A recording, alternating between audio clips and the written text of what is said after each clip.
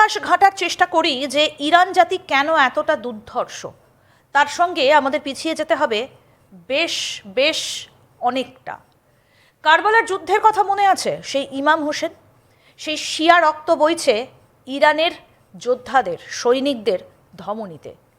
তাই কি আমেরিকা ইরানের কাছে নাকানি চোবানি খাচ্ছে? আজকে আমরা সেই উত্তরটাই খোঁজার চেষ্টা করব যে এই দুর্ধর্ষ ইরান জাতির ধমনীতে শিয়া রক্ত এলো কিভাবে, তার ইতিহাসটা কি। আমাদের সঙ্গে রয়েছেন ডিফেন্স বিশ্লেষক বিশেষজ্ঞ আর কে শ্রীবাস্তব। স্যার, আপনাকে স্বাগত জানাই আজ তাক বাংলায়। আজকে আমরা একটু ধর্মযুদ্ধের রেশ ধরে এই যুদ্ধটাকে বোঝার চেষ্টা করব যে কিভাবে ইরানের এই যোদ্ধাদের ধমনীতে এলো শিয়া রক্ত। বেশ, আপনি খুব ভালো বলেছেন যে এত তাড়াতাড়ি যদি কেউ ভাবে ইরান শেষ হয়ে যাবে, এটা হবে না।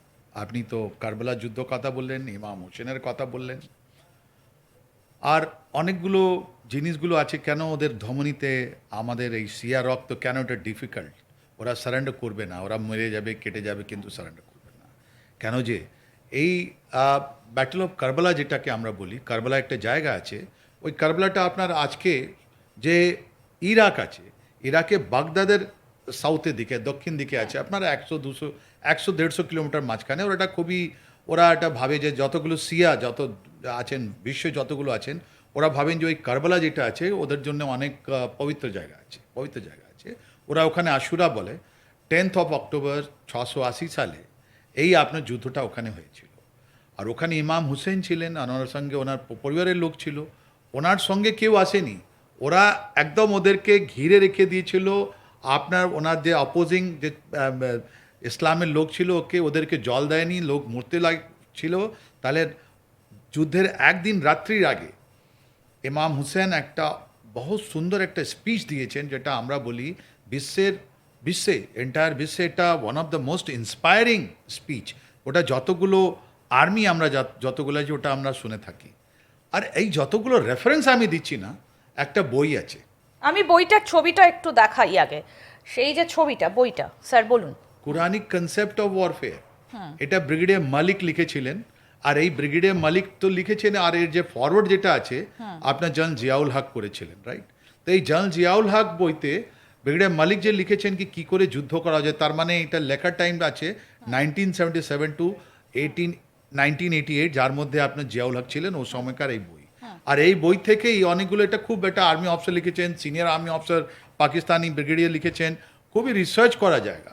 প্রথমবারই উনি বলছেন কি 3টে জিনিস আছে যার মধ্যে ইরানের যতগুলো যুদ্ধ আছে ওই 3টে হোলি বুক, পবিত্র কেতাব আছে ওর মধ্যেই হয়। মানে আপনি কি বলছেন স্যার, এটা পুরোটাই একটা ধর্মযুদ্ধের আঙ্গিকে এই যুদ্ধটা চালাচ্ছে ইরান? অ্যাবসলিউটলি। আরও বেশি ওরা শক্ত হয়ে গেছে। কেন হয়েছে আমি এটা ইতিহাসে আপনাকে বলে দিই। এই কেতাবের মধ্যে 3টে জিনিস দেওয়া হয়েছে, কি 3টে জিনিস যেটা কার্ডিনাল, যেটা মানে অত্যন্ত গুরুত্বপূর্ণ জিনিস, যেটা মুসলিম ওয়ার্ল্ডে আছে। 1, হোলি পবিত্র কুরআন, যেটা আপনার প্রফেট, হোলি প্রফেট পেয়েছিলেন। তো ওটা মানে সব থেকে উপরে ওই আছে, আপনার হোলি কুরআন আছে।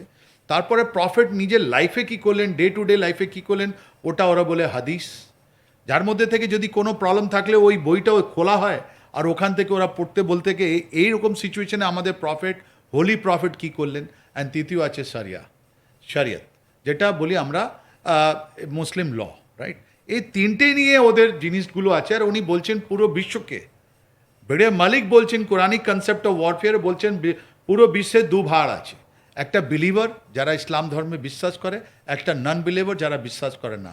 তার মানে একটা বিলিভারদের জন্য একটা সেট অফ রুল আছে, নন বিলিভারদের জন্য যারা বিশ্বাস করে না ওদের উপরে তুমি কি করে আক্রমণ করবে, ওদের কি করে ট্রিট করে যুদ্ধক্ষেত্রে, আলাদা একটা নিয়ম আছে। এই দুটো নিয়ম কডিফাই, যেটা আমরা বলি, ওটা করা হলো এই Quranic concept of warfare, brigadier Malik, উনি Pakistani general, right? Now let's come back that আপনার ব্যাটল অফ কারবালাতে যখন উনি একলা পড়লেন ইমাম হুসেন, উনি বললেন ওদিন রাত্রিবেলা বললেন কি কালকে সকালবেলা যখন আমি যাব যুদ্ধ করতে, আমি পিছে মুড়ে দেখবো না কি কত লোক আমার সঙ্গে আসছে, আর আমি লড়বো, আমি হার মানবো না, আমি সারেন্ডার করবো না, আর আমি পেছনে দেখবো না কত লোক আমার উপরে বিশ্বাস করে আসছে। আর এই স্পিচটা অনেক বড় একটা স্পিচ, ওটা দিলে অনেক বড় লম্বা হয়ে যাবে, তাই জন্য এটা ছোট করে আপনাকে বললাম, এসেন্সগুলো বলে দিলাম।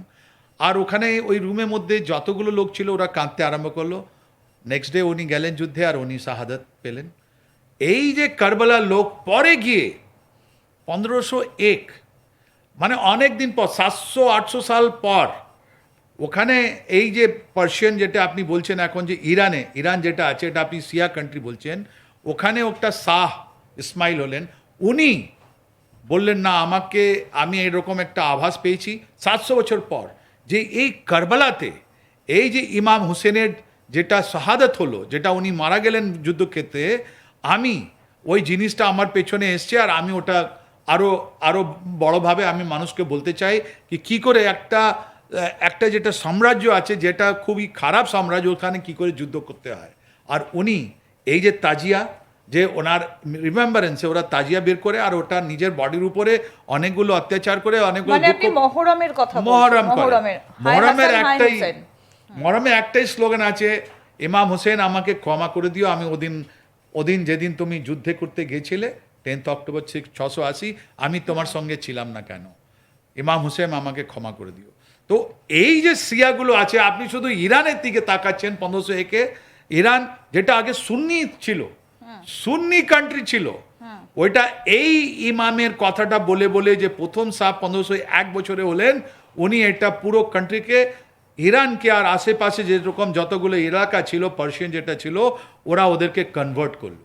আর ওই কনভার্ট করে আজকে আপনি দেখছেন এটা একটা আপনার একটা শিয়া কান্ট্রি হয়ে গেছে। কিন্তু শিয়ারা শুধুমাত্র ইরানে নয়, শিয়া মোর দেন 60% আপনার ইরাকে আছে, আপনার বাহরিনে আছে। তাহলে কি এই যুদ্ধটাতে সমস্ত শিয়ারা এক হবে ইরানকে জেতাতে, যুদ্ধে আমেরিকার বিরুদ্ধে? ইরাকের শিয়ারা কি এগিয়ে আসবে? ইরানের হাত কি ধরবে? এইটাই তো আগে দেখুন, 1980 to 1988 এই ইরান যখন যুদ্ধে গেছে আপনার ইরাকের সঙ্গে, ওখানে সাদ্দাম হোসেন ছিলেন। সাদ্দাম হোসেন একটা সুন্নি লোক ছিলেন। ওনার ভয় কিসের ছিল? ওনার ভয় ছিল যে ইরান যেটা আছে, উস্কানি দিয়ে যে 60 to 65% যে শিয়া আছে, ওদের উস্কানি দিয়ে আমাকে সরিয়ে তো দেবে না, তো বাথ পার্টিকে সরিয়ে দেবে না, তো তাই জন্যে উনি ইরানের আগেনস্টে যুদ্ধ করলেন। উনি একটা মাইনরিটিতে ছিলেন। আর ইরাকে যতগুলো শিয়াগুলো আছে, ওরা ইরানের সঙ্গে আছে। বাহরিন, আপনার জেনে আজকে ডেটে, আজকে যখন আমি আপনার সঙ্গে কথা বলছি, বাহরিনের 60 to 65% পপুলেশন শিয়া, কিন্তু ওর রাজা যেটা আছে, সুলতানের ছেলে, ওরা সুন্নি। ওখানে একটা গড়বড় আছে। ওখানে সুলতান জেনে বুঝে আপনার আমেরিকান ফোর্সকে আনলো, কি যদি আমার আগেনস্টে যদি আমাদের এই যে লোকগুলো আছে যারা 60 to 65%